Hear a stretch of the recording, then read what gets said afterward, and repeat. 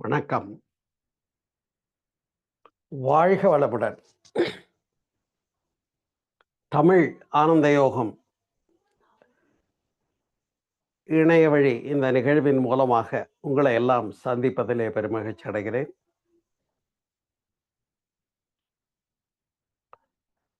நம்முடைய பெருமைக்குரிய மரபு சித்தர்களுடைய மரபு. 11 சித்தர்களை நாம் அறிவோம். அத்தகைய சித்த பெருமக்கள் எல்லாம்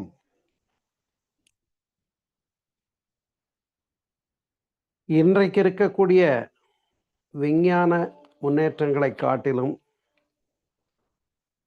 அன்றைக்கே கூடுதலாக சிந்தித்திருக்கிறார்கள். நந்திதேவர், அகத்தியர், திருமூலர், பதஞ்சலி, புலத்தியர், இடைக்காடர், போகர், புலிப்பாணி, கருவூரார், கொங்கணர், காலாங்கிநாதர், சட்டைநாதர், அகப்பை சித்தர்,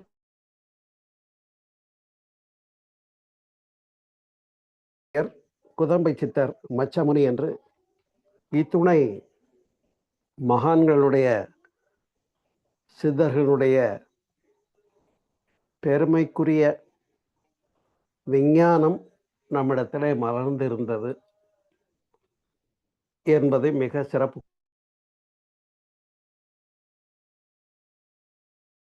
அந்த வகையிலே சித்த பெருமக்கள் இன்றைக்கும் இருந்து கொண்டு இந்த 18 சித்தர்களும் எந்தெந்த ஊர்ல அடக்கமாயிருக்காங்கன்றது நமக்கு தெரியும்.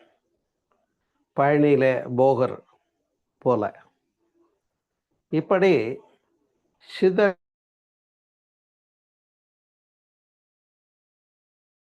தலைமுறைகள் பல பேருண்மைகளை எடுத்து வழங்கி சென்றிருக்கின்றார்கள். நம்முடைய முந்தையோர்கள் நமக்காக எவ்வளவு சொத்துக்களை வைத்திருந்தார்கள் என்று தெரியாமல் இருப்பது தவறுதானே. அந்த வகையிலே தான் இதுவரையில் நாம் பல மகான்களை தொடர்ந்து சிந்தித்து கொண்டிருக்கிறோம். அந்த வரிசையிலே சித்தர்களையும் ஒரே தலைப்பாகவே இன்றைக்கு சிந்தித்தால் சிறப்பாக இருக்கும் என்று கருதி சித்தர்களின் ஞானம் என்ற பொருளிலே இன்றைக்கு சிந்திக்க இருக்கின்றோம். அன்பு உள்ளங்களே,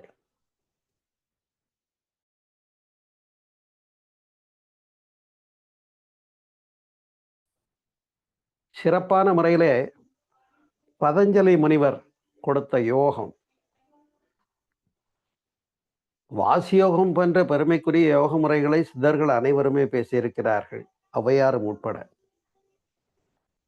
ஆனால் யமம், நியமம், ஆசனம், பிராணாயாமம், சமாதி என்று படிப்படியாக நாம் செல்லுவதுதானே பிரத்யாகாரம் என்று அறிந்திருக்கிறோம். அதற்கு தேவையான புறக்கரணங்களை பேசினார்கள், இப்பொழுது அகக்கரணங்களை பேசுகின்றார்கள். பிரத்யாகாரம், தாரணை போன்ற நிலைகள் எல்லாம் எல்லா சித்தர்களாலும் பேசப்பட்டிருக்கிறது. இன்றைக்கு நாம் இயற்றினோமே மனோன்மணி தவம், மனம் கூட்டல் உள் கூட்டல் மணி என்பது மனோன்மணி என்பதாகும். சிந்தாமணி, சூடாமணி என்று சொல்லுவார்கள். நம்முடைய மூளையினுடைய மைய பகுதியிலே பினியல் கிளாண்ட் இருந்து அது மாஸ்டர் கிளாண்டா இருந்து இயங்கிக்கிட்டு இருக்கு. அங்கே உணர்வு பெற்றவர்களுக்கு இரவாமை உண்டு என்றெல்லாம் சித்தர்கள் பேசியிருக்கிறார்கள். அப்ப இந்த இரவாமை இனி பிறவாமை அப்படின்னு கூட நான் ஒரு தலைப்பு என்னுடைய ஆன்மீக அறிவியல் யூடியூப் சேனல்ல பேசியிருக்கேன். அப்படி இந்த மிகப்பெரிய கலைகளிலே இறைநிலையோடு நம்மை இரண்டரை இணைத்து கொள்ளக்கூடிய சமாதி நிலையை பற்றியும் பேசியது 8வது படிநிலையாக காண்கிறோம் அட்டாங்க யோகத்தில். இன்னும் சொல்ல போனால் ரேசகம், பூரகம், கும்பகம் என்றும், பிராணாயாமம் என்றும், ஹடயோகம் என்றும், ராஜயோகம் என்றும், வாசியோகம் என்றும் அத்துணை முறைகளிலும் நம்மை நெறிப்படுத்திய பெருமைக்குரியதுதான் சித்தர்களுடைய மரபு. இவ்வளவு மிகச்சிறப்பாக வாழ்ந்து இருந்து உணர்த்தி கொடுத்திருக்கிறார்கள். நாம் அத்தகைய பெரும் சொத்துக்களை எல்லாம் பயன்பெற வேண்டும் என்ற நோக்கிலே தான் இன்றைக்கு சிந்திக்கின்றோம் அன்பர்களே. அப்படிப்பட்ட யோகம் என்பது கடந்து யோகாசனங்களை பற்றியும் பேசியிருக்கிறார்கள். யோகாசனங்கள் என்பது அது 60க்கு மேல உண்டு. ஆனால் அந்த யோகாசன கலை இன்றைக்குத்தான் உலகம் தழுவிய சிந்தனையாக மலர்த்தப்பட்டிருக்கிறது யோகா டே மூலமாக. அப்படி யோகாசனங்கள் என்பதில் மனம் எங்கே இருக்க வேண்டும், மூச்சு அப்படி இருக்க வேண்டும், கண் பார்வை எங்கே இருக்க வேண்டும் என்று மூன்றையும் இணைத்து வைத்த சிட்டரக்ட் இன் ஏ பொசிஷன்றது தான் யோகாசனம்னு சொல்லக்கூடியது. ஆசனம் என்றாலே ஒரு குறிப்பிட்ட நிலையில் அமர்வது என்பது. முதுகுத்தண்டின் மூலமாக குண்டலினி சக்தியை கொண்டு வர முடியும் என்பதற்கு என்ன ஆதாரம் என்று சிலர் நினைக்கலாம். அங்கே நம்முடைய மூலாதாரத்தில் இருக்கக்கூடிய கிளான்ஸில் ஏற்படக்கூடிய நோய்க்கிருமிகள் முதுகுத்தண்டின் மூலமாக மூளையை சென்று பாதிக்கிறது என்று விஞ்ஞானம் ஏற்றுக்கொள்ளுகிறது. அதே போல இங்கே நம்முடைய மகரிஷி அவர்கள் தொட்டு காட்டுகின்ற வித்தை புருவ மத்தியில் புருவத்திடை உந்தன் பூவிரலால் தொட்டு என்று தொட்டு காட்டுகின்ற வித்தையை கொடுத்தார்களே, அதுவும் கூட இன்றைக்கு ரேக்கி ஹீலிங் என்ற துறையின் மூலமாக நாம் திரும்பி பார்த்தோமே என்று சொன்னால், ஆற்றலை நம்முடைய கரங்களிலே கொண்டு வந்து பிறருக்கு வழங்க முடியும் என்ற பேருண்மை அது. இப்படியெல்லாம் நம்மையும் ஜீவகாந்த பெருக்க பயிற்சிகளை கொடுத்து நம்மையும் குருவாக மலர்த்திய குருவினுடைய திருவடிகளை இந்த நேரத்தில் நினைத்து போற்றுகின்றோம். நம்மையும் குருவாக மலர்த்திய ஒரு பெரிய குரு தான் மகரிஷி அவர்கள் அன்பர்களே, இல்லையா? அப்படி இந்த யோகாசனங்களை பற்றி சொல்லுகின்ற போது மூச்சு, மனம், பார்வை அனைத்தும் ஒருமுகப்படுத்தப்படுகிறது உடலோடு. இதில் சிரசாசனத்தை மட்டும் தவிர்த்தல் நல்லது என்று மகரிஷி அவர்கள் குறிப்பிட்டிருக்கின்றார்கள் என்பதை நீங்கள் அறிந்திருப்பீர்கள். ஏனென்று சொன்னால், இயல்பாக இந்த பருவுடலிலே பாதிக்கு மேலே உள்ள பகுதியாகிய நம்முடைய மார்பு பகுதியில் அமைந்திருக்கிறது இருதயம் என்ற இரத்த ஓட்டத்திற்கான மையக்காரணி. காரணம் என்னன்னா, இந்த டிஸ்டன்ஸ், கூடுதல் டிஸ்டன்ஸ் கீழே புவியீர்ப்பு சக்தி இருக்கின்ற காரணத்தினால அந்த அதிகம் அமைந்திருக்கிறது. அப்போ தலைக்கு போகிற உயரம் கொஞ்சம் குறையுது, நீளம்.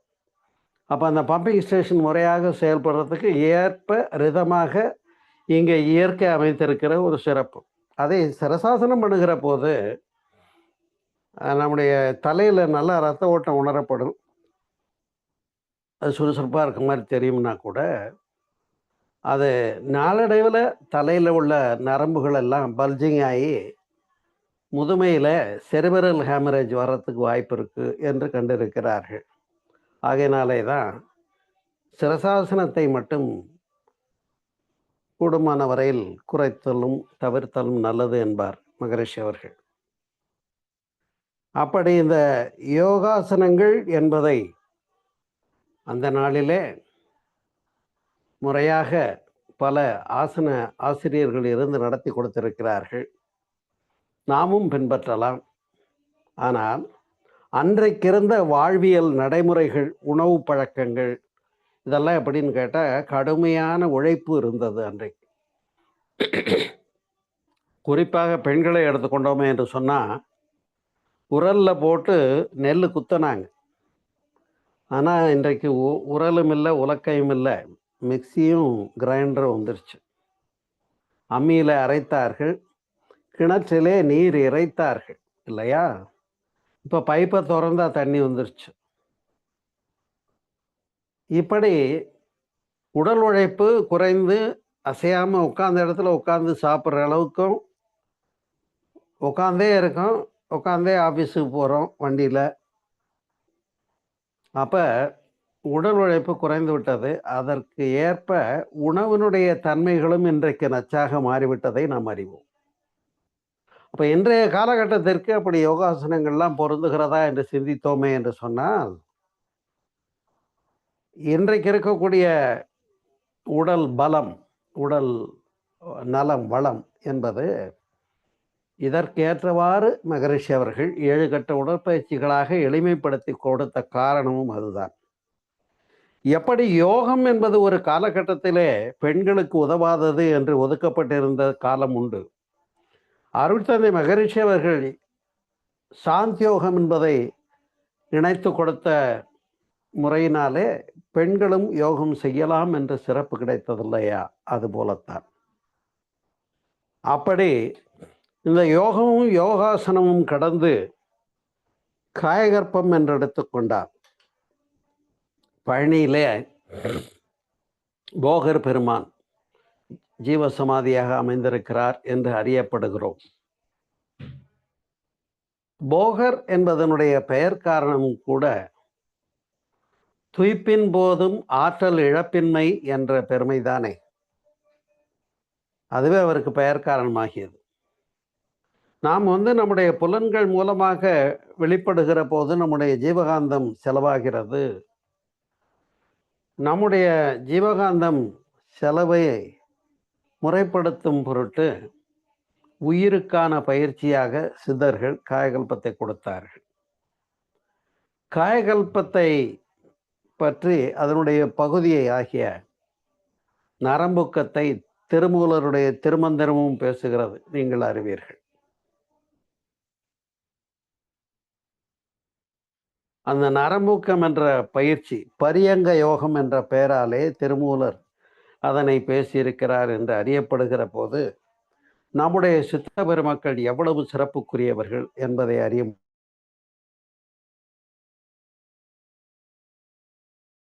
பற்றி வாழ்க்கை குறிப்பு பார்க்கிற போது போகர் மக்கா, மதினா, ரோமாபுரி, சீனா ஆகிய நாடுகளுக்கு ககன மார்க்கமாய் பறந்து சென்றார் என்று அறியப்படுகிறோம். இது சாத்தியமா என்று இன்றைக்கும் நாம் சிந்தித்து பார்க்க வேண்டி இருக்கிறது. ஏன்னா ஃப்ளைட்டில் போகலாம் இன்னைக்கு. அப்போ அன்றைக்கு புஷ்ப விமானத்தை பற்றி பேசியிருக்கிறார்கள். ஆனால் நினைத்த மாத்திரத்திலே போய் ஒரு இடத்தை சென்று அடைய முடியும் என்ற வித்தையையும் அறிந்தவர்கள்தான் நம்முடைய சித்த பெருமக்கள் என்று அறிந்து கொள்ளுகிற போது நாம் எல்லாம் மலைத்து போக முடிகிறது இல்லையா?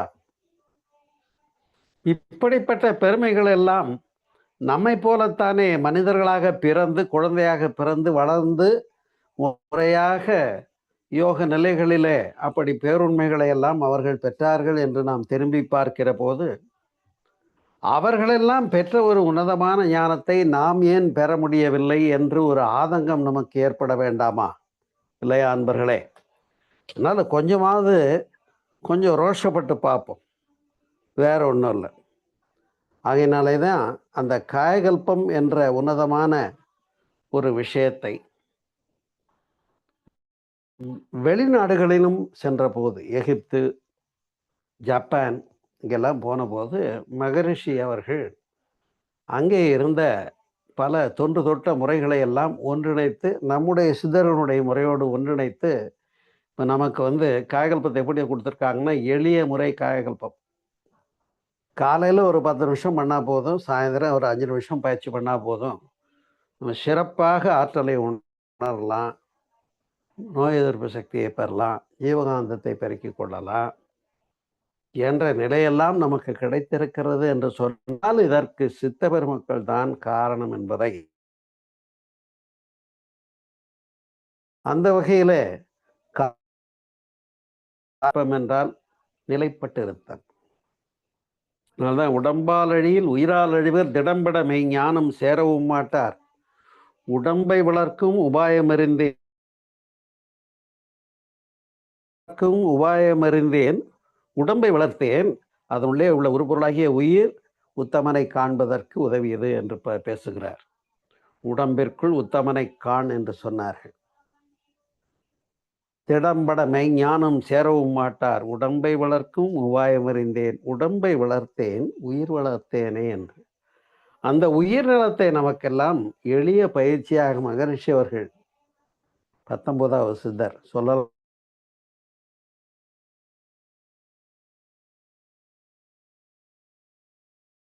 சித்த பெருமக்களுடைய கொடைகள் எண்ணிலடங்காதது. ஆனால் நாம் இன்றைக்கும் இல்ல பாட்டு பாடிக்கிட்டு கோயில் கோயிலாக போயிட்டு கடவுளாக தேடிக்கிட்டு கையேந்தி நின்றுகிட்டு இருக்கோம்ன்றதை எண்ணி பார்க்கும்போது சித்தர்கள் தான் முறைப்படுத்தி கொடுத்தார்கள். இது நம்முடைய நாகரிகம், கலாச்சாரம்.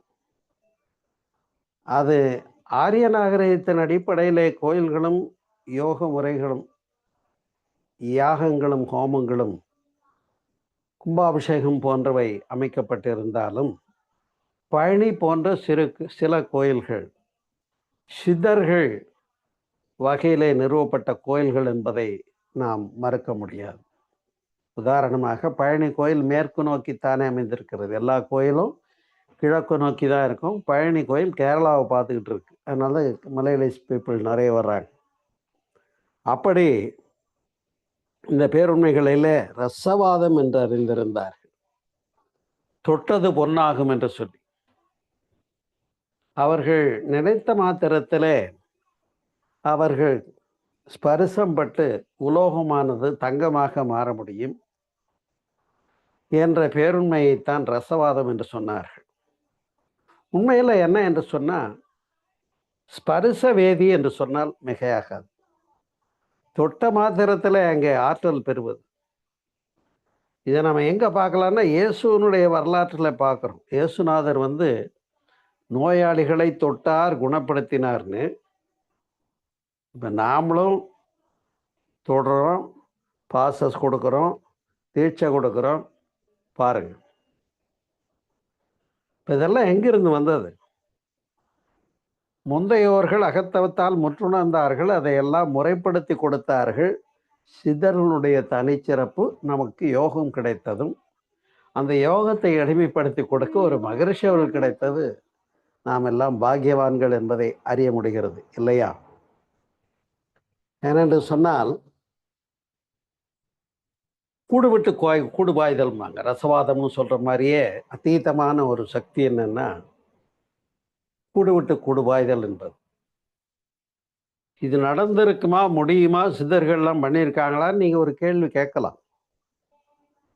நண்பர்களே, அருணகிரிநாதரை அறிவீர்கள். அருணகிரிநாதர் நீங்கள் திருவண்ணாமலைக்கு போனவங்களுக்கெல்லாம் தெரியும். அங்கே இன்றைக்கும் கிளி கோபுரம்னு இருக்கு. அதன் மீது ஒரு கிளி பொம்மை அமைக்கப்பட்டிருக்கும்.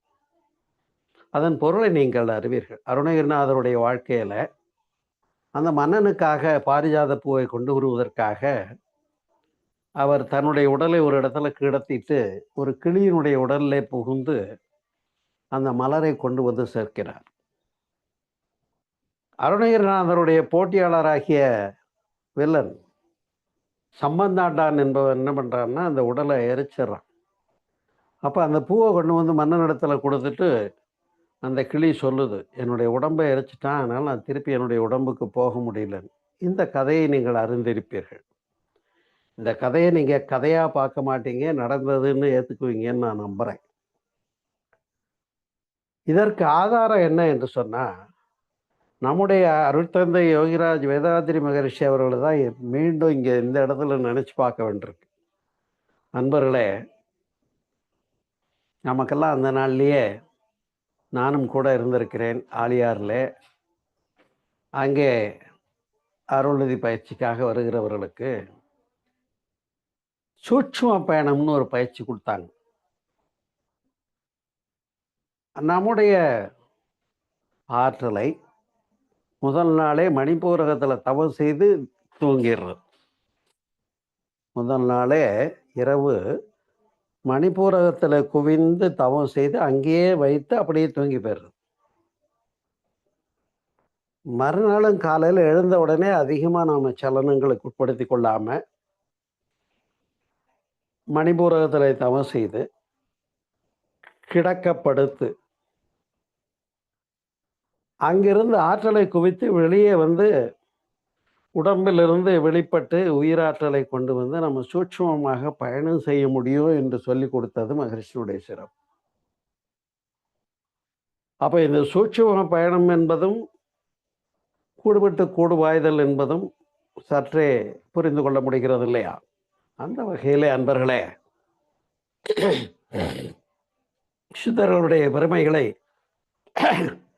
பற்றி நாம் எண்ணி பார்ப்போம் என்று சொல்லுகிற போது மருத்துவம் மற்றொரு காரணி, மிகச்சிறப்பான காரணி. இன்றைக்கு நாம் அறிவோம், மருத்துவத்துறையிலே அலோபதி என்று சொல்லக்கூடிய ஆங்கில மருத்துவம் சிறப்பாக பேசப்பட்டாலும் மேற்கொள்ளப்பட்டாலும் அதை காட்டிலும் சித்த மருத்துவம் சிறந்தது என்பதை அறிவோம். அந்த பக்கம் பார்த்தீங்கன்னா ஆயுர்வேதம், இங்கே எடுத்துக்கிட்டிங்கன்னா ஹோமியோபதி.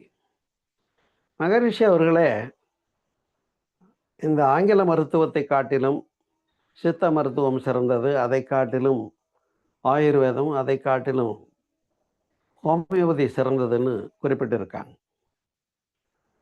ஏன்னா நம்ம உடம்புல இருக்கக்கூடிய அந்த ஜீவகாந்தம் எங்கெல்லாம் எப்படி செயல்பட முடியும், அதை சிறப்பாக ஊக்குவிக்க முடியும் என்பதற்குரிய அந்த குறை நீக்கலும் ஆற்றல் பெருக்கமும் ஹோமியோபதி மருத்துவத்தில் இருக்குங்கிறத மகரிஷி அவர்களும் குறிப்பிட்டிருக்கிறார்கள் என்பதை இந்த நேரத்தில் நான் பதிவு செய்ய கடமைப்பட்டிருக்கிறேன் அன்பர்களே. ஆனாலும் நம்முடைய தமிழ்நாட்டிற்குரிய சிறப்பு சித்தர்களுடைய சித்த மருத்துவம் தானே. பழனியிலே சித்த மருத்துவ கல்லூரி இருந்தது, அரசு சித்த மருத்துவ கல்லூரி. இப்போ சென்னைக்கு போயிடுச்சு. அந்த சித்த மருத்துவ கல்லூரியில் நாங்கள் மனவளக்கலை அன்பர்கள் போய் பாடம் எடுத்தோம். ஒரு அறிமுக வகுப்பு கொடுத்து உடல்நலம் பற்றி நான் பேசுகிற போது சொன்னேன், சித்த மருத்துவத்தில் சிறப்பு என்னன்னா, டாக்டர்ஸ் எல்லாம் ஸ்டெத்து வச்சு பார்ப்பாங்க, காதில் மாட்டிட்டு ஸ்டெத்தாஸ்கோப் வச்சு தான் நாடி துடிப்பை பார்க்குறத கணித்தார்கள். ஆனால் சித்த மருத்துவ பெருமக்கள் இங்கே நாடி பிடித்து பார்த்தார்கள். வாத நாடி, பித்த நாடி, ஸ்லேத்தும நாடி என்று 3 நாடிகளை கணித்து உடலிலே வாதம், பித்தம், ஸ்லேத்துமம் என்று சொல்லக்கூடிய 3ம், காற்றோட்டம், வெப்ப ஓட்டம், இரத்த ஓட்டம் என்று சொல்லக்கூடிய 3ம் முறையாக நிகழ வேண்டும். ஏன் அப்படி சொல்றேன்னு சொன்னா, மிகினும் குறையினும் இடர் செய்யும். பாருங்க, காற்றோட்டம் அதிகமாக மூச்சு வாங்கினா என்ன சொல்கிறோம்? மூச்சு வாங்குது, ஒன்றும் முடியல, படியேற முடியலங்கிறோம். பனிக்காலத்தில் மூச்சு மூக்கடப்பாகி மூச்சு விட முடியலன்னு கஷ்டப்படுறோம். இன்னும் கொஞ்சம் போச்சுன்னா தண்ணி சேரில் சளி பிடிச்சிக்கிச்சுங்கிறோம். இன்னும் கொஞ்சம் போச்சுன்னா வெயில் சேரலைங்கிறோம். வெளியூருக்கு போய் தண்ணி குடித்தா கஷ்டமாக இருக்குன்னு இப்போ எல்லா பக்கமும் போய் சுத்திகரிக்கப்பட்ட தண்ணி தான் குடிப்பேன்னு சொல்கிறவங்களையும் நாம் பார்க்குறோம். அந்த நாளில் அப்படியே இருந்தாங்க எல்லாரும். தண்ணியில் நீரில் பேதம் பார்க்க வேண்டியதில்லைன்னு இருந்தாங்க. நாம் எல்லா வகை உணவுகளையும், எல்லா வகை நீரையும், எந்த காற்றையும் ஏற்றுக்கொள்ளக்கூடிய அளவுக்கு எபிலிட்டி உடம்புல அன்றைக்கு இருந்தது. அதைத்தான் நான் யோகம் பற்றி பேசும்போது சொன்னேன். எனவே அன்பர்களே, இந்த வாதம், பித்தம், ஸ்லேத்துவம் என்று சொல்லக்கூடிய 3ல் எது ஒன்று மிகினும் குறையினும் இடர் செய்யும். மூச்சு காற்று எப்படி பார்த்தோமா, அடுத்து பித்தம் என்று சொல்லக்கூடிய வெப்பம், உடம்புல ஒரு குறிப்பிட்ட வெப்பநிலை இருக்கணுங்கிறது நீங்கள் தெரிஞ்சிருப்பீங்க. இந்த வெப்பம் அதிகமாச்சுன்னா என்ன பேர் சொல்கிறோம்? ஜுரம் வந்துருச்சுங்கிறோம். இந்த வெப்பம் குறைஞ்சி போச்சுன்னா என்ன சொல்கிறோம்? ஜன்னி கண்டு போச்சுன்னு சொல்கிறோம். அப்போ இதுவும் மிகினும் குறையினும் இடர் செய்யும்ன்றதை புரிஞ்சுக்க முடியும். அதே போல் அடுத்தபடியாக ஸ்லேத்துமம் என்று சொல்லக்கூடிய நீருடைய பண்பு, இரத்த ஓட்டம் என்று சொல்லக்கூடியது. இந்த ரத்த ஓட்டத்தில் முரண்பாடு ஏற்பட்டால் அதை என்ன சொல்கிறோம்? ரத்த அழுத்தம்னு சொல்கிறோம். புரியலையே. அதாங்க பிபி. அப்படி தமிழில் சொல்லுங்கன்றாங்க. என்ன? ரத்த அழுத்தம்னு சொன்னால் புரியல, பிளட் ப்ரெஷர்னு சொன்னால் புரியுது. அப்போ அதில் வந்து லோ பிபி, ஹை பிபின்னு 2 இருக்குது. அப்போ இதையெல்லாம் கணித்து மருத்துவத்துறையிலே நாடி பார்த்தல் என்பதை சொன்னார்கள் சித்தர்கள். சித்த மருத்துவத்திலே உண்டு, நீங்கள் அறிவீர்கள். நான் ஒன்றை சொன்னேன், உங்களுக்கு ஞாபகம் இருக்கும். நாங்கள் சித்தா மெடிக்கல் காலேஜில் போய்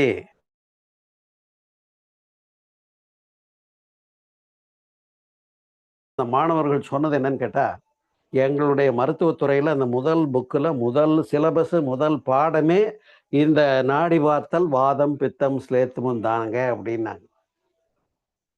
ஆனால் இன்னைக்கு நாம் அப்படிலாம் யோசிக்க தெரிஞ்சிருக்கோமான்னு கேட்டால், மகரிஷி வந்தவர்கள் இல்லைன்னா இந்த இயற்கை வாழ்வு, இயற்கை நல சங்கம்னு இருக்குது, அந்த வழியில் வந்தவங்க கொஞ்சம் புரிஞ்சிருக்காங்களே தவிர,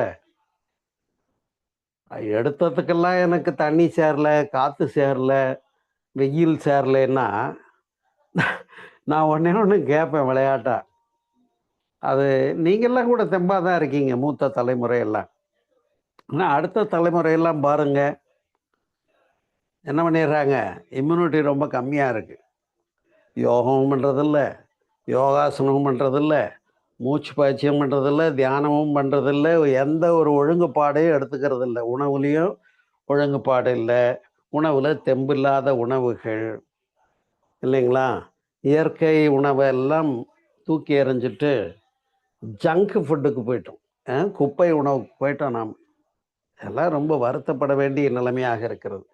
அடுத்த தலைமுறை வர்றதும் சின்ன பிள்ளைங்க வரும்போதே கண்ணாடி போட்டுக்கிட்டு வருது, உண்டா இல்லையா? அப்போ எத்துணை குறைபாடுகளுக்கும் காரணம் என்னன்னு சொன்னால், இன்றைக்கி நம்முடைய உணவுலையும் வாழ்க்கை நடைமுறையிலையும் ஏற்படக்கூடிய சிக்கல்ன்றதை அன்னைக்கே புரிஞ்சு சித்த பெருமக்கள் இந்த பங்கீட்டையும் ஒழுங்கையும் கொடுத்தார்கள் என்று சொன்னால், நாமெல்லாம் எவ்வளவு ஒரு பற்றாக்குறையில் இருக்கோம்னு புரிஞ்சுக்கோங்க. கொஞ்சம் தயவு பண்ணி இந்த ஞானங்கள் எல்லாம்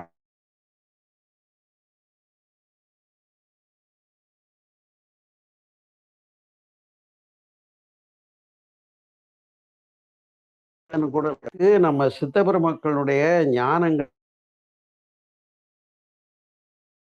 எல்லாம் போய் சேரணும்னு நீங்க விரும்புங்க, ஆசைப்படுங்க, சங்கல்பம் பண்ணுங்க, வாழ்த்துங்க, நடக்கும். ஏன்னா உலக சமாதானத்தையும் மகரிஷி அவர்கள் அப்படித்தான் கனவு கண்டாங்க. அதுக்குரிய ஸ்கீம் எல்லாம் உலக சமாதானம்னு புக்கு கொடுத்தாங்க. அந்த புக்கை அந்த தலைப்பில் ஐநா சபையில் பேசினாங்க. 2 நாடு ப்ரப்போஸ் பண்ணாதாங்க முடியும்ட்டாங்க. முதல்ல நம்ம நாடு ப்ரப்போஸ் பண்ணிட்டோம்னு டெல்லி வரைக்கும் அந்த பிரச்சனை போச்சு, உங்களுக்கு தெரியும். அதுபடியே அந்த ஃபைல் நின்று போச்சு மொரார்ஜி தேசாய் காலத்தில். என்ன காரணம் அப்படின்னு கேட்டிங்கன்னா, எல்லா நாடுகளும் போர் தளவாடங்கள் வாங்குறதுல தான் இன்னைக்கு பெரிய பார்கெயின் நடக்குது. அதில் பர்சன்டேஜ் ஒதுங்குது அங்கே நாட்டு தலைவர்களுக்கு. அப்போ எந்த நாட்டுக்கு முதல்ல போர் வேண்டாம், ஐநா சபையினுடைய மிலிட்ரியை நிறுத்திட்டு அங்கே உள்ள மிலிட்ரி ஃபோர்ஸ் எல்லாம் உள்நாட்டுக்கு பயன்படுத்துவோம், அப்போ போர் வேண்டாம்னு எந்த நாடு சொல்லும் பாருங்க. இதை மகரிஷி புரிஞ்சுக்கிட்டாங்க.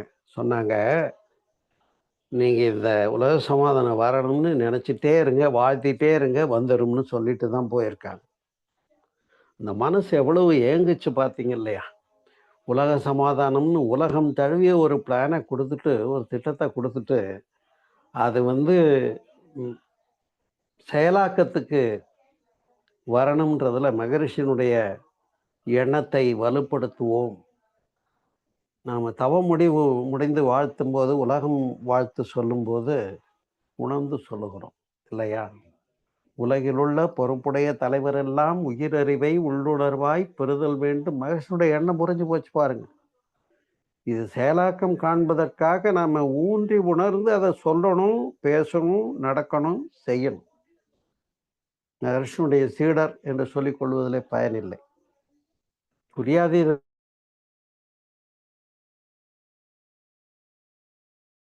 எடுத்துட்டு அதோட வீட்டோட போய் என் உடம்பை பார்த்தாதியாக வாழ்ந்திருந்தால் நான் இப்போ பேச போகிறது.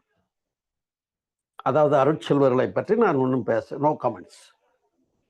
ஆனால் அருள்நிதியர்களாக வந்தாச்சு, பிரம்மஞானியர்களாக மலர்ந்தாச்சு, பிரம்ம ஞானின்னு பட்டமும் வாங்கியாச்சு. அப்ப எல்லா உயிரினுடைய உயிர்கருணையும் பராமரிக்கிறதுக்குரிய நோக்கம் உங்களுக்குள்ள வந்திருக்கணுமா இல்லையா? நான் சேவைக்கு தயார்ன்றதுக்கு தானே அருள்நிதி. ஆனா தீட்சை கொடுக்க கூப்பிட்டா கை நீட்டுறதுக்கு கூட பயப்படுற அருள்நிதியை பார்த்தா என்ன செய்யறது? சரி, நீங்க பெற்ற ஞானத்தை எத்தனை வருஷமா எவ்வளவு கற்றீங்க? எவ்வளவு பாடம் உட்கார்ந்து உட்கார்ந்து உட்கார்ந்து உட்கார்ந்து கேட்டீங்க? எத்தனை வருஷமா பாடம் படிச்சுட்டு இருக்கீங்கன்னு எனக்கும் தெரியும். ஆனா நீங்க ஏதாவது வகுப்பு எடுக்கிறீங்களான்னு கேட்டா, நம்ம ஐயா மூலமா இப்ப வார வாரம் ஒரு 4, 5 பேர் நம்ம சிறப்பா பிரசன்ட் பண்ணிக்கிட்டு இருக்கோம். அது வேற விஷயம். நல்ல தொண்டு செஞ்சுக்கிட்டு இருக்காங்க ஆனந்த யோகத்துல. அது வேற விஷயம். ஆனால் இன்னும் இந்த ஞானம் சென்று சேர்வதற்கு நாம் எல்லாம் கடப்பாடு உடையவர்கள் என்பதை மறுக்க முடியாது அன்பர்களே. நான் என்னவோ சித்தர்களை பற்றி தான் பேசணும்னு நினைச்சேன். ஆனா சித்தர்களை பற்றி பேசினா இங்க இந்த நம்ம 19வது சித்தராகிய மகரிஷி அவர்கள் பாருங்க, யோகத்தை பேசியிருக்காங்க, மருத்துவத்தை அஸ்மர்னு வச்சாங்க சார். சென்னையில நம்ம பழைய தலைமை கட்டடம் திருவான்மியூர்ல இருந்ததுல, அங்க அஸ்மர்னு கொண்டு வந்தாங்க. அதுல இந்த 3 மருத்துவ துறைகளையும் உள்ளடக்கிய மருத்துவமனைக்காக அவங்க ப்ரப்போஸ் பண்ணாங்க. ஆனா இப்ப என்னாச்சுன்னு எனக்கு தெரியல.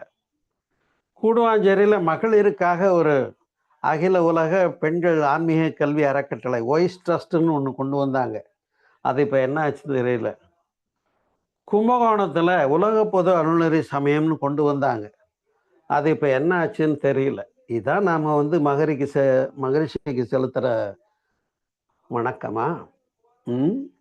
அதனால் சித்தர்களுக்கு இணையாக நமக்கு விஷயங்களை கொடுத்த மகரிஷியின் பெருமையை போற்ற வேண்டும். பெருமையை போற்றுவது மட்டுமல்ல, வழி நடக்க வேண்டும். அதில் யார் தலையெடுத்து நீங்கள் அந்த விஷயத்தை சேவையை கையில் எடுத்து சாதிக்க போகிறீங்கன்றது தான் என்னுடைய கேள்வி. ஏதோ நாங்களெல்லாம் எங்கள் காலத்துக்கு நான்லாம் மகரிஷியோட 82லேருந்து இப்போ வரைக்கும் 40 வருஷமாக ஓடிட்டேன். இதுக்கு மேலே ஓட முடியலன்னு தான் உட்காந்த இடத்துல பேசிகிட்டு இருக்கேன். பழனியில் ஒவ்வொரு ஆண்டும் மகரிஷியினுடைய நிகழ்ச்சி ஆண்டு விழாவை வைத்து சிறப்பாக நகர் பூரா அமைதி ஊர்வலமெல்லாம் செய்தது உண்டு. ஒவ்வொரு ஜனவரி 1லேயும் நாள் பூரா அமைதி நல வேட்பு செய்தது உண்டு. மனைவி நல வேட்பு எல்லாம் பண்ணியிருக்கோம்னு வைங்க. ஆனால் இன்னைக்கு இந்த இணைப்பில் இணைந்திருக்கக்கூடிய நீங்கள் இந்த ஒரு 35 பேர் இதை அடுத்தது யூடியூப்பில் கேட்கக்கூடிய அருள்நிதியர்கள் என்ன செய்ய போகிறீங்க, என்ன செஞ்சுருக்கீங்கன்றது தான் என் கேள்வி. ஒன்று. அது மட்டுமல்ல அன்பர்களே, இப்படி மருத்துவம் என்று எடுத்துக்கொண்டால் சித்த மருத்துவம் என்பது ஒரு மிகப்பெரிய துறையாக சிறந்திருக்கிறது. அடுத்து வானியல் என்று எடுத்துக்கொண்டால் இன்றைக்கு ஏதோ கருவிகள் இவ்வளவு இருக்கு, விஞ்ஞான கருவிகள் இல்லையா? எல்லா பெரிஸ்கோப்பு, கலடாஸ்கோப்பு எல்லாம் இருக்கலாம். ஆனால் அன்றைய காலகட்டத்துக்கு இவ்வளவு கருவிகள் உண்டா? இல்லை. ஆனால் சூரியனை சுழன்று கொண்டு இருக்கக்கூடிய நவக்கோள்களை சொன்னார்கள், ராசிகளையும் நட்சத்திரங்களையும் சொன்னார்கள், வானியலை பற்றி பேசினார்கள். அதன் அடிப்படையில் கணிக்கப்படுகின்ற மனிதனுடைய வாழ்க்கையில் ஏற்படக்கூடிய ரியாக்ஷனை ஜோதிடமாக கணிக்கின்ற வித்தையையும் புரிந்தார்கள் சித்தர்கள் என்று சொன்னார். அதனால் உங்களோட அத்தனை பேருடைய வாழ்த்துக்களோடு பிறப்புக்கு முன்னும் இறப்புக்கு பின்னும் உயிரின் நிலை அப்படியே கொஞ்சம் எழுத்தாக்கம் தயார் பண்ணிட்டு இருக்கேன். உங்களுடைய வாழ்த்துக்கள் வேண்டும். அடுத்தது வானியலும் ஜோதிடம் தான் எழுதணும்னு கருதி இருக்கிறேன், உங்களுடைய வாழ்த்துக்களோடு. எனவே அன்பர்களே, இதெல்லாம் ஒரு critical subject. Life after death before பர்த்துங்கிறத அது மகரிஷி விளக்கி சொன்னது போல வேற எங்கேயுமே கிடையாது, நான் அடித்து சொல்கிறேன் அன்பர்களே. அப்போ அதுக்காக நம்ம மகரிஷிக்கு செய்ய கடமைப்பட்டிருக்கோம் இல்லையா? அப்போ அந்த வானியலும் அதை தொடர்ந்து ஜோதிடமும் வானியலை பற்றிய கணிப்புகளும் பஞ்சாங்கம் போடுறாங்க. அந்த ஆண்டுல என்னைக்கு கிரகணம் வரப்போகுது, என்ன நடக்குது, எல்லாமே முன்கூட்டி அவங்க கணிச்சு சொல்ல முடியுது. கணிச்சு சொன்ன மாதிரி நடக்குதா இல்லையா? அப்ப இந்த கணிப்புகள் எல்லாம் அன்றைக்கே முந்தையோர்கள் அகத்தவத்தால் முற்றும் வந்தார்கள். கருவிகள் இல்லை. அப்படி கண்ணை மூடி உட்கார்ந்த போது எந்த துறையில என்ன வேணுமோ அந்த ஞானங்கள்ல வந்து கொட்டுங்க. ஆனால் நாம் போய் இன்னும் நான் அப்படி நிற்கிறேன், இங்கே நிற்கிறேன், அதுவாக நிற்கிறேன், இதுவாக நிற்கிறேன். நாம் முதல்ல ஒன்றும் இல்லாமல் நின்னோம்னா அங்கே எது வந்து கொட்டணுமோ கொட்டும், கிடைக்கும். தாமஸ் ஆல்வா எடிசன் இரவு முழுவதும் சிந்திப்பாராம் ஒரு கண்டுபிடிப்புக்காக. விடை கிடைக்காம தூங்கிடுவாராம். காலையில் எழுந்துச்சு பார்த்தா அங்கே பக்கத்தில் குறிப்பேட்டில் அதற்கான ப்ரிப்பரேஷன் பதில் இருக்குமா காலையில். எப்படி? மேஜிக்கெல்லாம் ஒன்றும் கிடையாது.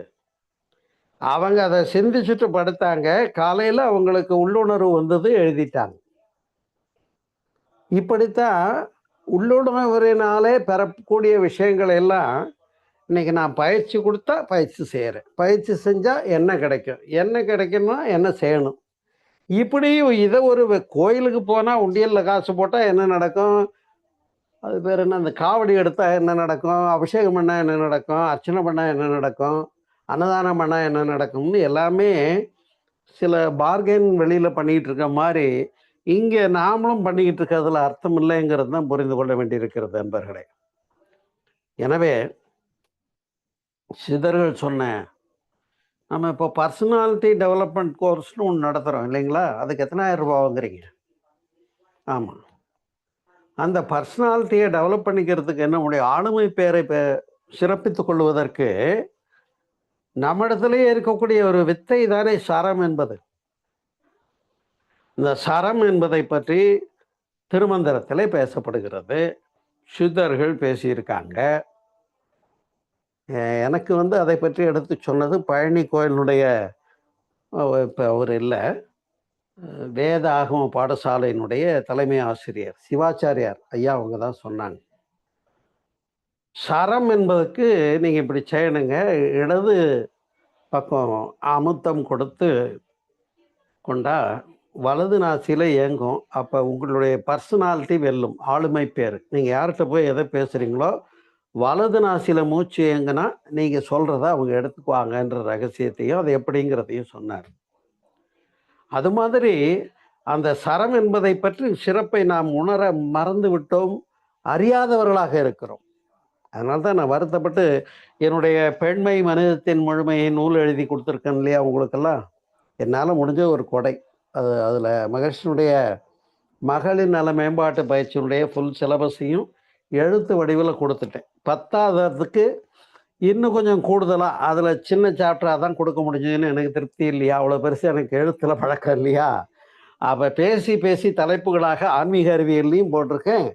யாரும் காசு கொடுத்து தான் 100 ரூபாய்க்கு புக்கு வாங்கி படிக்கணும்னு கூட இல்லை. என்னுடைய ஆன்மீக அறிவியல் யூடியூப் பேஜ் போனீங்கன்னா பெண்மை மனிதத்தின் முழுமை புத்தகத்தில் உள்ள அத்துணை சாப்டர்களையும் 14 தலைப்பு பேசியிருக்கேன். ஒவ்வொரு தலைப்பும் 1 hour பேசியிருக்கேன், கேட்டுப்பார். எதற்கு சொல்ல வருகிறேன் என்று சொன்னால், அந்த நூலிலே அந்த சரம் என்ற சிதறுடைய பெருமையை பற்றி வெளிப்படுத்தப்பட்டிருக்கிறது. அது அதே போல தத்துவம் என்று எடுத்துக்கொண்டார். அந்த நாளிலே ஆதிசங்கரர் அத்வைத தத்துவத்தை சொன்னார். அதே காலகட்டத்திலேயே ராமானுஜர் மத்வாச்சாரியர் வந்தாங்க, விசிஷ்டாத்வைதம் துவைதம் சொன்னாங்க. துவைதம் தான் இப்போ நிற்கிதா? கடவுள் உலகத்தை படைத்தாரா? ஆமாம், நீங்கள் அப்படித்தானே போய் கேட்குறீங்க கடவுள்கிட்ட, ஆண்டவா ஏன் என்னை இப்படி படைச்சிட்டேன்னு சண்டை கட்டிக்கிட்டு இருக்கீங்க. படைப்பு கோட்பாடு இல்லை, பரிணாமம் தான். ஒன்றானவன் அனைத்து மாணவன். அது நீ ஆனாய், தத்துவமசி, அதைத்தானே வேதங்கள் சொன்னது.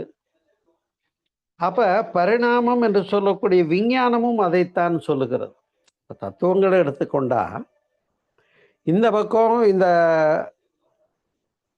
அத்வைதம் துவைதம் விசிஷ்டாத்வைதம் பற்றி பேசுகிறோம். அந்த பக்கம் எடுத்துக்கிட்டா நம்முடைய பெருமைக்குரிய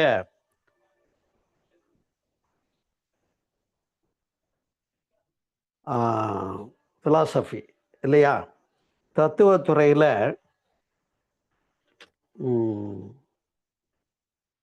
96 தத்துவங்கள் என்று வகுத்தார்கள் இல்லையா. உடல் தத்துவம், உயிர் தத்துவம், சிவ தத்துவம், வித்யா தத்துவம், பஞ்சேந்திரியங்கள், கர்மேந்திரியங்கள், ஞானேந்திரியங்கள் என்று வகுத்த தொகுப்பை இன்றைக்கு பாடங்களாகவும் வழங்கி கொண்டிருக்கின்றார்கள், நாம் பின்பற்றி கொண்டிருக்கிறோம் இல்லையா.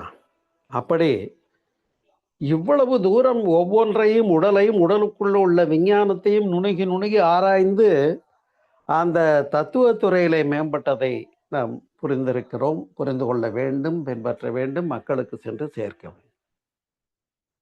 அதே போல அஷ்டமாசிதிகள் என்று எடுத்துக்கொண்டால்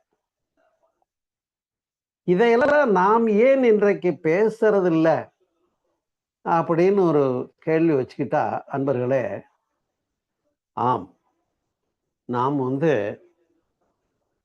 கொஞ்சம் ஆசைப்பட ஆரம்பிச்சிட்டோம். 9 மைய தவங்கள் சொல்லி கொடுத்தா உடனே எனக்கு எந்த மையத்தில் நின்னா என்ன சூப்பர்மசி ஆற்றல் கிடைக்கும்னு தேடி போக ஆரம்பிச்சிடுறாங்க.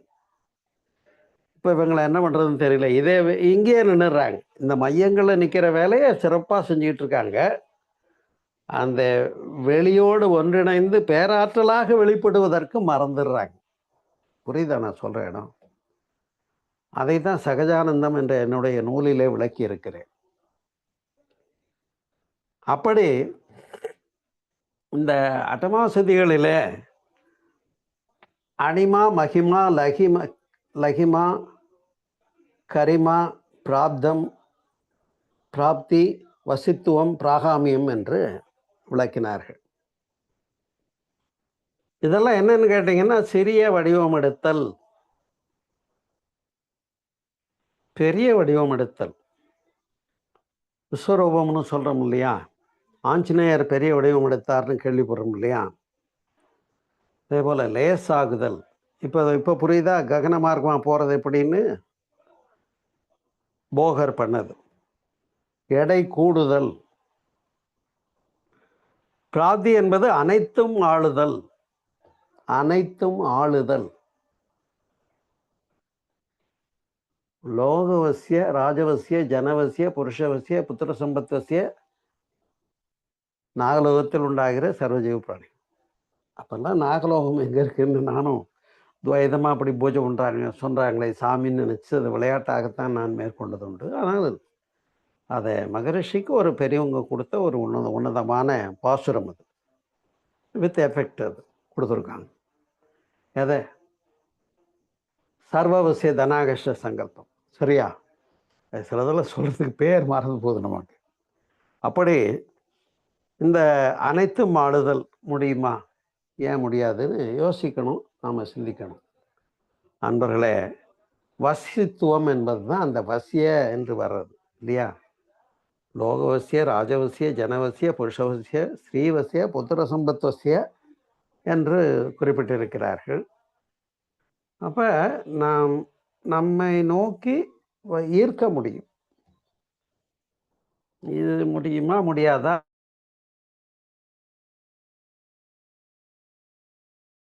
வேணுமா வேணாமா, இதை அது வேணும் அப்படின்னு போடக்கூடாது. அதாவது பற்றுக பற்றத்தான் பற்றினை பற்றுக பற்றுவதற்குன்னாங்க.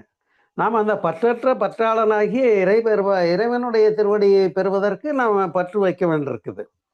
ஆனால் அந்த வழியிலேயே வேற எதுலேயே பற்று வச்சிடக்கூடாதுன்றதுக்கு தான் 9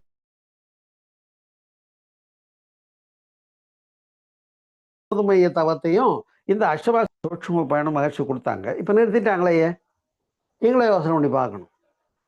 நமக்கு தகுதி இல்லை. வர்மக்கலைகள் இருந்தது, சித்தர்களுடைய முறைகள் இருந்தது இல்லையா? அப்படி ஆனா இன்றைக்கு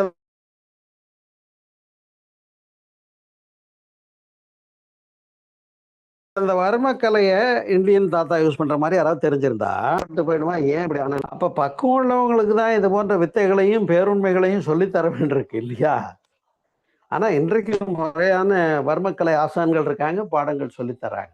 அன்பர்களே, அப்படி இந்த அஷ்டமா சித்திகள்லையே நாம் எவ்வளோ வேணாலும் பேசலாம். கடைசி என்ன, இந்த பிராகாமியம்ங்கிறது கூடு விட்டு கூடு பாய்தல்னு நான் முதல்லயே பேசிட்டேன் அன்பர்களே. கடைசியாக ஒன்று என்னன்னு கேட்டால் ஈசத்துவம். அஷ்டமா சித்திகளில் கடைசியாக என்னங்க, அது சொல்லி முடிச்சுக்கிறேன். ஈசத்துவம் என்று சொல்ல. ஈசத்துவம்னா என்ன நினைக்கிறீங்க? அனிமா, மகிமா, லகிமா, கரிமா, பிராப்தி, வசித்துவம், பிராகாமியம், ஈசத்துவம். இந்த ஈசத்துவம் என்னன்னு கேட்டால் எண்ணியது சாதித்தல். ஈசத்துவம்னா என்ன? எண்ணியது சாதித்தல். நினைச்சது நடக்கும். போங்க, இது வேணுமா? இந்த முன்னாடி உள்ளதெல்லாம் இந்த சில்லறை பிட்ஸ் எல்லாம் வேணுமா? அப்பத்தான் நம்ம எதை தேடி போறோம்ன்றத மறந்துட்டு ராமேஸ்வரம்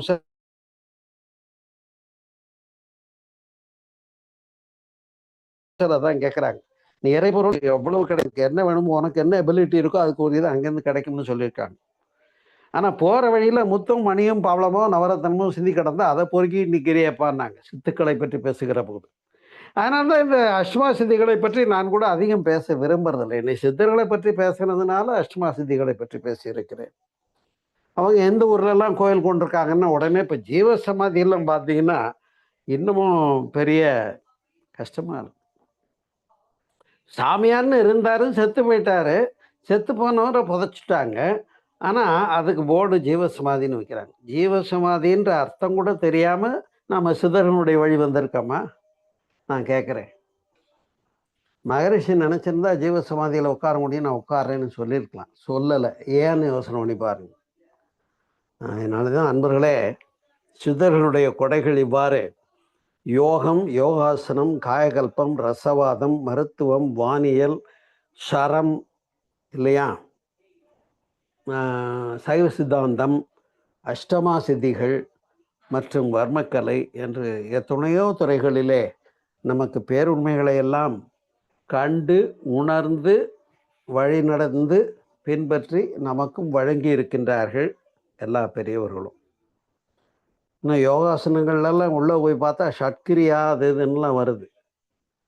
அந்த ஷட்கிரியா சமாதியெல்லாம் பேசவே முடியாது. அவ்வளவு நம்ம மணிக்கணக்காக பேச வேண்டியது தான் அந்த புத்தகத்துலேயும் நான் கொடுத்துருக்கேன். எனவே அப்போ ஷட்கிரியாசில் கபாலபதி, திராடகம், நேத்தி, தௌத்தி, நௌலி, பஸ்திரிகா, இல்லையா, இப்படி எல்லா துறைகளிலும் சித்தபெருமக்கள் சிந்தித்திருக்கிறார்கள், உணர்ந்திருக்கிறார்கள், பேசியிருக்கிறார்கள், வழங்கி இருக்கிறார்கள். இதெல்லாம் யாருதுன்னு கேட்டால் நம்ம அப்பம் சொத்து, நம்ம பாட்டை முப்பாட்டை சொத்து, நம்முடைய சொத்து சித்தர்களுடையது. கொஞ்சம் எட்டி பார்க்க வேண்டாமா? கொஞ்சம் ருசி பார்க்க வேண்டாமா? கொஞ்சம் அதையெல்லாம் அடுத்த தலைமுறை கொண்டு போய் சேர்க்க வேண்டாமா? சித்தர்களை பற்றி எத்தனை பேர் இப்போ யோசிக்கிறாங்கன்னு தெரியல. சித்தர்களை பற்றி யோசிப்போம், அவர்களோடு இணைவோம், அவர்கள் அருளை பெறுவோம். நாம் மிகப்பெரிய ஒரு பாரம்பரியத்தை உடையவர்கள். அப்படிப்பட்ட சித்தபெருமக்களுடைய அருளாசி இன்றைக்கு இந்த இணைப்பில் இணைந்த உங்களுக்கும் உங்களுடைய குடும்பத்தாருக்கும் அனைவருக்கும் இந்த உரையை கேட்கின்ற ஒவ்வொருவருக்கும் சென்று சேரட்டும் என்று கூறி இந்த இனிய மாலை போதிலே சித்தர்களின் ஞானம் என்ற தலைப்பிலே இந்த உரையை நிறைவு செய்து வாழ்க வளமுடன், வாழ்க வளமுடன், வாழ்க வளமுடன். நன்றி, வணக்கம். வாழ்க வையகம், வாழ்க வையகம், வாழ்க வளமுடன். முதலாவதாக நமக்கு மிக சிறப்பாக அருளிய ஐயா அவர்களை அனைவரும் வாழ்த்தி விடுவோம். சித்தர்களின் ஞானம் என்ற தலைப்பில் நமது பாட்டன்மார் நமக்கு கொடுத்த சொத்து அப்படின்ட்டு ஐயா முடிச்சிருக்காங்க. உண்மையிலேயே சொத்து தாங்க ஐயா. ஐயா பழனி சோமசுந்தரம் ஐயா அவர்களது அன்பு குடும்பமும் அருட்பேராற்றல் கருணையினால் உடல் நலம், நீளாய், செல்வம், உயர் புகழ், மெய்ஞானம் ஓங்கி வாழ்க வளமுடன், வாழ்க வளமுடன், வாழ்க வளமுடன் என தமிழ் ஆனந்த சார்பாக வாழ்த்தி முடிகிறோம். மிக உண்மைதாங்கய்யா. அதாவது பெரிய கடல்ல இருந்து ஒரு கையளவு கொடுத்துருக்கீங்க. அதுலயே பிரமிப்பா இருக்கு. கையளவே இவ்வளவு பிரமிப்பா இருக்கும்போது உள்ள போய் எங்க விழுந்துருவோம்னு பயந்த மக்கள் வரமாட்டேங்கிறாங்க போல இருக்கு. இதுல சில இதுங்க மட்டும் யார் யாருக்கு ஆர்வமோ அதை மட்டும் எடுத்துட்டு இப்போ அதையும் பணம் சம்பாதிக்கிற ஒரு இதுவா தான் எல்லாரும் நடத்திட்டு இருக்காங்க. நீங்க சொன்ன மாதிரி அந்த வானியல் அதெல்லாம் இப்பவும் பஞ்சாங்கத்தை நினைச்சா நமக்கு ஆச்சரியமா தான் இருக்கு. எத்தனை வருஷம் எத்தனை கோடி வருஷம் ஆனாலும் அது நடந்துட்டே இருக்கு. அவன் சொல்றது நடந்துதான் இருக்கு. எவ்வளவுதான் நம்ம ஆன்மீகம் தத்துவம்னு வந்தா கூட அந்த ஜோசியன்றதுல ஒரு ஆர்வமும் இருந்துதான் இருக்கு. உண்மையான ஜோதிடமும் ஐயா மூலமா நிறைய இது வந்துட்டு தான் இருக்கு.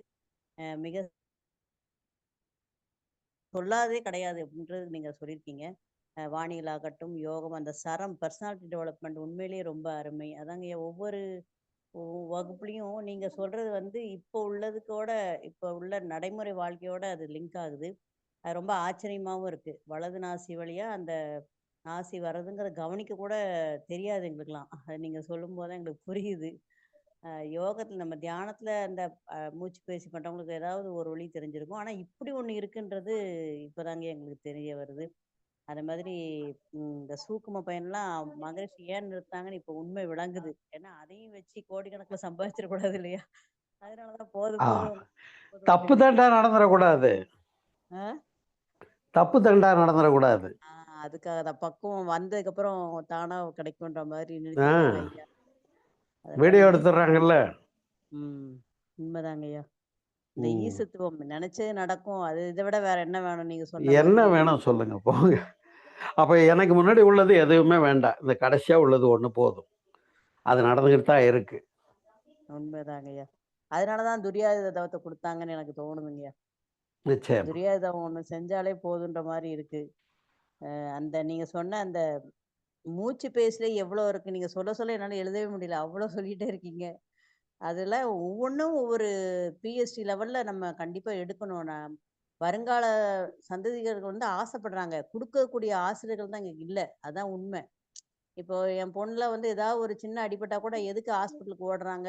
இந்த இந்த வர்மக்கலை அந்த இது நம்மளுடைய சித்த மருத்துவத்துல இவ்ளோ இருக்கு அப்படின்னு அவளுக்கு ஆச்சரியமா இருக்கு. அப்ப இதெல்லாம் ஏன் நீங்க கொண்டு வர மாட்டேங்கிறீங்க? சொல்லிக் குடுக்க மாட்டேங்கிறீங்கன்னு அந்த வைத்தியர்ட்ட கேட்கறாங்க. அந்த மாரி இளைய ம். தலைமுறை ரொம்ப ஆர்வமா இருக்காங்கய்யா. தகுதியான குரு கிடைக்கணும்னு நம்ம எல்லாரும் வாழ்த்தணும்ங்கய்யா. அதுதான் என்ன மனசுல படுது. கிடைச்சதுன்னா, இந்த உலகிற்கே குருன்னு இந்தியாவ தான் சொன்னாங்க. அது வந்து கண்டிப்பா நடக்கும். ரொம்ப நிச்சயமா. ரொம்ப நன்றிங்கய்யா. ம். கேள்வி கேட்க விரும்பும் நண்பர்களை அழைக்கிறோம். வாழ்க வளமுடன். அனார்கலி அம்மா வாழ்க வளமுடன்ம்மா கேட்கலாமா? தியானமே யோகம், யோகமே ஞானம். தமிழ் ஆனந்த யோகம். வாழ்க வளமுடன். மிக்க நன்றி ஐயா. இன்றைய சிறப்பான சிந்தனை உரைக்கு அம்மா சொன்ன மாதிரி நிறைய யோசிக்க வச்சிருக்கீங்க. இதுல என்னுடைய கேள்வி என்னங்கன்னா ஐயா, சித்தர்கள் இவ்வளோ எல்லாம் உணர்ந்தும் நம்ம இதற்கு முன்பு இருந்த அறிஞர் பெருமக்களுமே பிறவாமை வேண்டும், பிறந்தால் மீண்டும் இரவாமை வேண்டும், அப்படியே தவறி பிறந்தாலும் உன்னை மறவாமை வேண்டும் என்று கேட்டிருக்காங்க. அப்ப சரி. பிறவாமை என்பது அவ்வளவு கொடியதா? இப்ப சமுதாயத்திற்கு அது என்னன்றது புரிய வைக்கணுங்கய்யா. ஏன் எல்லாருமே அந்த இரவாமை வேண்டும்னு கேட்டாங்க? அதே பெரியவங்க இனி பிறவி வேண்டுவனேன்னு பாடியிருக்காங்க. அதுதாங்கய்யா. ஏன்னா பிறவி என்பது அவ்வளவு இடிக்குதுல்ல. இடிக்குதுல்ல, இந்த இடத்துல இடிக்குதுல்ல. எனக்கு அடிக்கடி வரும். சரி உங்கள அதுதான். இத வேணா ஒரு நாள் தலைப்பு போடுங்க பேசிடலாம். ஆமா. அதுல பி ஏன்னா இவ்வளவு தத்துவம். பிறவாமையும் அதாவது இரவாமையும் இனி பிறவாமையும் குறிச்சுக்கோங்க. சரிங்கய்யா. ம். நான் இரவாமையும் ஏற்கனவே பேசி யூடியூப்ல இருக்கு. இருந்தாலும் இது சிந்திக்க வேண்டிய ஒரு அவசியமான விஷயம். பேசுவோம். ஆழமான விஷயம். யார பார்த்தாலும் அப்படிதான் சொல்றாங்க. பிறவாமை வேண்டும். அப்படி என்றால் ஆ. இந்த அது நம்ம இந்த தேவைகளின் பின்னால் ஓடுவதாக அது துயரமாக மாற்றுகிறோம். அது வேற விஷயம். ஆமா, ஆனால் ஆமா. ஒரு நிமிஷம். மனித்த பிறவியும் வேண்டுவதே இம்மாநிலத்தேன்னு பேசியிருக்காங்களா இல்லையா? ஆமாங்கய்யா. ஏன் இடிக்குதே 2க்கும் அது என்னன்னு பார்ப்போம். அதுதான் சொல்றேன். மகிழ்ச்சி, மகிழ்ச்சி. வம்பிழுத்து விடுறதுல சரியான ஆள் நீங்க. சொல்லுங்க. அது யோசிச்சிருக்கேங்கய்யா. அப்போ சொன்னீங்க இப்ப அருணகிரிநாதர் அதே மாரி அவருடைய உடலை அந்த யாரு சம்பந்தாண்டான் என்பவர் என்று சொன்னீங்க. அவரு அப்ப அந்த காலத்திலேயே ஒரு 300, 400 வருடங்களுக்கு முன்பே இவ்வாறு இருந்தார்கள் என்றாலும், இப்ப மகரிஷி அவர்கள் அந்த நீங்க சொன்ன கூடு விட்டு கூடு பாயக்கூடிய அந்த தவத்தினை ஏன் அருளவில்லை என்றால், அதுதான். அந்த காலத்திலேயே இருந்தாங்கன்னா, இந்த காலத்துல இன்னும் அட்வான்ஸா இருக்கும். அதனால இருக்கும். சொல்ல மறந்துட்டாங்க. ஆனா இப்போ அந்த சித்தர்கள் நம் வாதம், பித்தம், சிலோத்தமம் அந்த 3ஐயும் உணர்ந்து இன்றைய வாழ்வியல் சூழலுக்கு நம்முடைய மக்கள் எவ்வாறு வாழ வேண்டும் என்ற சில அறிவுரைகளை நீங்கள் வழங்கினால் சிறப்பாக இருக்கும். நாமளும் சொல்லிட்டே இருக்கோம். இன்றைய சமுதாய மக்களுக்கு, மாணவர்களுக்கு எப்படி செல்ல வேண்டும்? நாம் எப்படி சொல்லலாம்? இப்ப அம்மா சொன்ன மாரி, நான் ஒரு காலேஜுக்கு போயிட்டு சொல்லும்போது, இந்த விஷயங்கள்லாம் எங்களுக்கு சொல்லல மேடம். நீங்க சொல்லிக் குடுங்க அப்படின்னு சொல்றாங்க. அதற்கான வாய்ப்புகள் இன்னும் ஏற்படவில்லை. ஆனால் இல்லம்மா, அதெல்லாம் குறிப்பிடுங்க அப்படியே.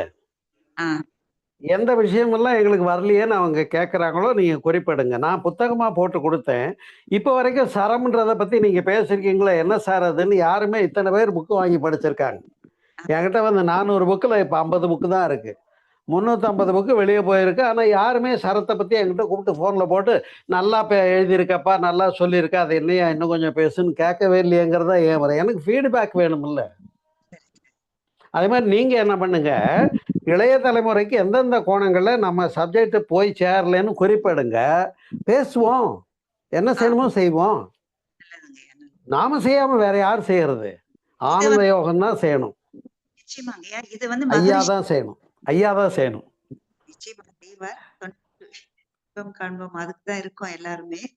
இறைநிலை வழி நடத்தும். அதே மாதிரி இந்த உலக அமைதி, அது தெய்வீக எண்ணம் பெரிய விஷயமா இருந்தாலும், ஏன்னா நமக்கு பாரதி சுதந்திரம் அடைவதற்கு முன்பாகவே அவன் யோசித்து ஆனந்த கூத்தாடுவோம் என்று சுதந்திரம் பெற்றதை பற்றி பாடின மாதிரி, இந்த உலக சமாதானம் வருவதற்கு தெய்வீக எண்ணத்தால் நாம் நினைப்போம் என்பது மகரிஷி கொடுத்துட்டு போயிருக்காங்க.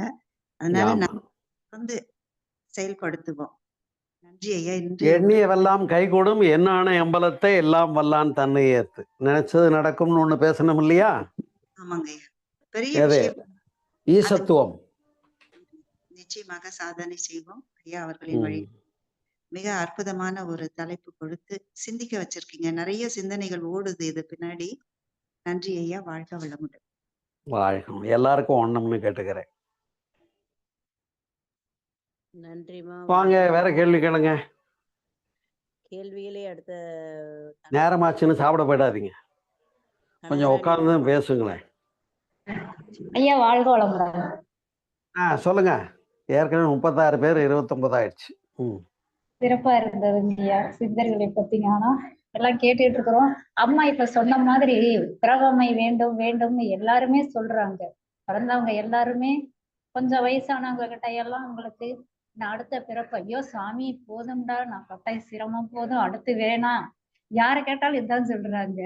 ஆனா அதற்குரிய செயல் செய்யணும் இல்லைங்களா? அந்த செயலை வந்து யாரும் பண்றது இல்லைங்களேயா? பிறவாமை, அடுத்து பிறவாமை வேண்டும் வேண்டும்னு சொல்றாங்க. அதனுடைய செயல் வந்து செய்யறதுக்கு யாருமே தயாரா இல்லையே. இல்ல ஒரு நிமிஷம். ஒண்ணுமே செய்ய வேண்டாங்கிறது தான் நான் சொல்ல வர்றது. எங்க நிக்க சொல்லி சொன்னாங்களோ அங்க நின்னா போதும். நான் சொல்றது உங்களுக்கு புரியலன்னு நினைக்கிறேன்.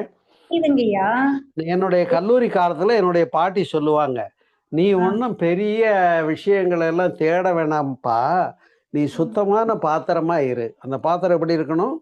களிம்பு இல்லாம, அழுக்கு இல்லாம, கேடு இல்லாம சுத்தமான பாத்திரமா இருந்தா மேல மகான்கள்லாம் காத்துக்கிட்டு இருக்காங்க, நல்ல சோல் கிடைக்காதான்னு. உனக்குள்ள அவங்க எல்லாம் வந்து வர்ஷிப்பாங்கன்னு சொல்லியிருக்காங்க. இப்ப அதான் நடந்துட்டு இருக்கு. ஆனா நாம வந்து எப்படி சுத்தமா நிக்கணுமோ, நாம இம்யூன் ஸ்டேஜ்ல நின்னோம்னா என்ன நம்ம மூலமா வெளிப்பட முடியுமோ அது நடக்கும். தைரியமா இருங்க, முடியும். இதுல என்ன உங்களுக்கு டவுட்? இதுல என்ன சந்தேகம் உங்களுக்கு? நீங்க சொன்னீங்க இல்லையா பாத்திரத்தை சுத்தமா வச்சுக்கணும்னு. ஆமா, பாத்திரத்தை சுத்தமா வச்சுக்கிட்டாதானங்க எனக்கு வந்து எழுதுறது விழுகும். அது என்ன பெரிய கஷ்டமாயிடுச்சு உங்களுக்கு? ஆணவம் கண்மம் இருங்க. ஆணவம் கண்மம் மாயை 3 இல்லாம இருங்க. முடியுமா முடியாதா? நம்மளுக்கு முடியும், கண்டிப்பா முடியும். அருகுணங்கள் இல்லாம இருங்க. முடியுமா முடியாதா? முடியும். சஞ்சிதம், ஆகாமியம், பிராரத்தம் 3 வினைப்பதிவுகள், அதை இம்யூன் பண்றதுக்கு வழி சொல்லிட்டாங்க. ஆகனை, துரியம், துரியாதீதம். முடிஞ்சு போச்சு. சுத்தாத்மா தான். தைரியமா செய்யுங்க. மேற்கொண்டு சுத்திகரிப்பு பிராஸ்பர விஷயம் வந்து தானா நடந்துக்கும். இப்ப நம்ம செய்யும்போது அது மத்தவங்களுக்கு இப்ப எல்லாருமே சொல்றாங்க இல்லைங்களா? மத்தவங்களே கேட்கும்போது அத சொல்றாங்க.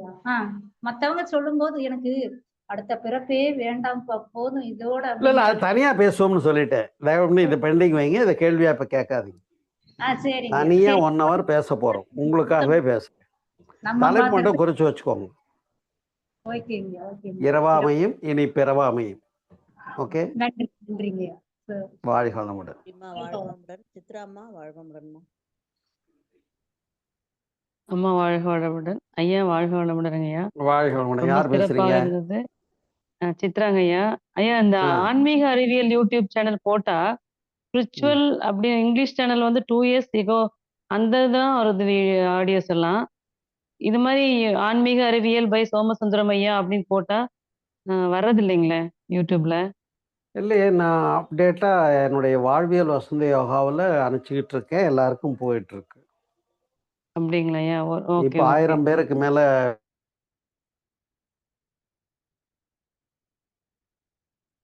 வியூவர்ஸ் வந்துருச்சு. ஏன்னா நான் வந்து ஆனந்த யோகம் யூடியூப்பில் பதிவு போட முடியாது, வாட்ஸ்அப்பில் பதிவு போட முடியாது. இப்போ ஆமாங்க ஐயா. என்னது போடுறாங்க, போஸ்டர் போடுறாங்க, ம். உரை போடுறாங்க, அதெல்லாம் நடக்குது.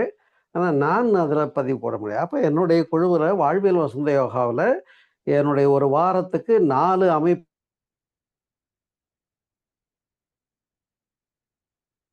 ஐயா உங்களோட வாய்ஸ் பிரேக் ஆகுது. வாழ்முடைய ஆனந்த யோகம் 4ல் 4 ஸ்பீச் கொடுக்குறேன், 4மே ரெக்கார்ட் போட்டு யூடியூப்ல ஏற்றி எல்லாருக்கும் அனுப்பிச்சிக்கிட்டே இருக்கேன். நீங்களும் ஜாயின் பண்ணிக்கோங்க.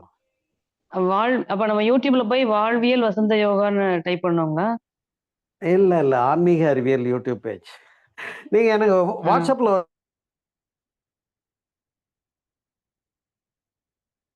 யாருக்கு வேணுமோ எல்லாரும் வாட்ஸ்அப்பில் எனக்கு ஒரு இணைந்து கேளுங்க. நான் உங்களுக்கு ஆன்மீக அறிவியல் யூடியூப் லிங்க் அனுப்பிச்சி வைக்கிறேன். உள்ளே போனீங்கன்னா 300 தலைப்புகளுக்கு மேலே பேசியிருக்கேன். சரிங்க ஐயா, கண்டிப்பா நான் அதில் நீங்கள் கேட்டுக்கிறேன். கேட்டீங்களே பிறவாமையும் இரவாமையும் இனி பிறவாமையும், அதெல்லாம் பேசியிருக்கேன். ம். அதாங்க நீங்க அந்த பெண்கள் குறித்த அந்த புத்தகம் நான் இன்னும் வாங்கல. நீங்க இப்ப அதுல ஸ்பீச்சஸ் போட்டிருக்கீங்க நீங்க. அதை கேட்கலான்ட்டு. அனார்கலியமா 10 புத்தகம் வாங்கிட்டு வந்து எல்லாருக்கும் கொடுத்தாங்க, நீங்க இன்னும் வாங்கலைங்கிறீங்க. பாருங்க, உங்களுக்கு கொடுக்காம விட்டாங்க. அந்த அம்மா அவங்களுக்கு பிடிச்ச என்னன்னு கேளுங்க. இல்ல இல்லங்க, வாங்கிக்கிறேங்க ஐயா, வாங்கிக்கிறேங்க. நீங்க சொன்ன அந்த சரம் எல்லாம் வந்து இப்போ அந்த பிராணாயாமம் கிளாஸ்ல சொல்லி தராங்க. வரதநாசி வழியா வரதநாசியில மூச்சு இருக்கும்போது சில காரியங்கள் பண்ணும்போது அது வெற்றி அடையும் அப்படிங்கிறதெல்லாம் அந்த பிராணாயாம கிளாஸ்ல அவங்க சொல்றாங்க. சிறப்புங்கய்யா. நிறைய தகவல்கள் எங்களுக்கு நிறைய குடுத்துட்டே இருக்கீங்க. ரொம்ப நன்றிங்கய்யா. இன்னும் நிறைய தலைப்புகள்ல நீங்க இன்னும் சிறப்பான சிந்தனை உரைகள் நிறைய கொடுக்கணும். நிறைய வாங்க, இது பத்தாது. சரிங்கய்யா, சரிங்கய்யா. வாழ்க வளமுடன். பத்தாது, நிறைய நன்றிங்கய்யா. பேர் வாங்க. எல்லாரையும் வர சொல்லுங்க. நன்றிம்மா, வாழ்க. வாழ்க.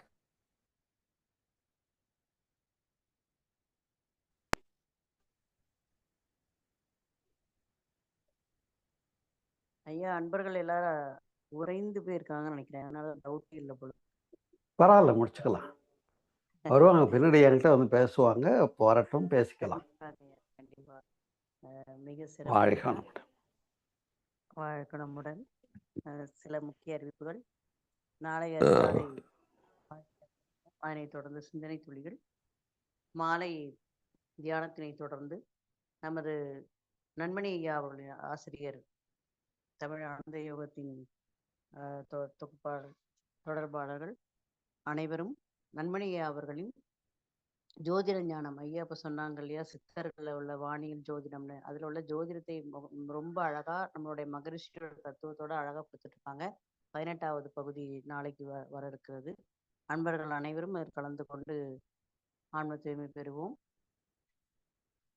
மீண்டும் ஒரு முறை ஐயாவினை வாழ்த்திவிட்டு கலந்து கொண்ட அன்பர்களையும் வாழ்த்தி விடுவோம்.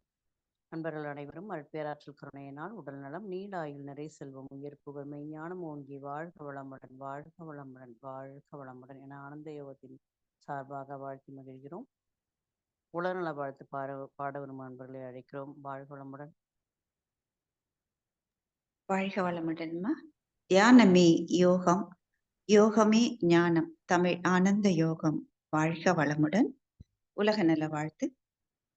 உலகமெல்லாம் பருவமழை ஒத்தபடி பெய்யட்டும், உழவரெல்லாம் தானியத்தை உவப்புடனே பெருக்கட்டும், பல தொழில்கள் புரிகின்ற பாட்டாளி உயரட்டும், பகுத்துணர்வில் தொகுத்துணர்வு பண்பாட்டை உயர்த்தட்டும், கலகங்கள் போட்டி பகை கடந்தாட்சி நடக்கட்டும், கல்லாமை கடன் வறுமை கலங்கங்கள் மறையட்டும், நல வாழ்வை அளிக்கும் மெய் ஞான ஒளி வீசட்டும், நம் கடமை அறவாழ்வின் நாட்டத்தே சிறக்கட்டும், நம் கடமை அறவாழ்வின் நாட்டத்தே சிறக்கட்டும், நம் கடமை அறவாழ்வின் நாட்டத்தே சிறக்கட்டும். வாழ்க வையகம், வாழ்க வையகம், வாழ்க வளமுடன். நன்றி அம்மா.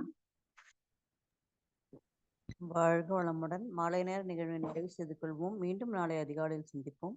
நன்றி. வாழ்க வளமுடன்.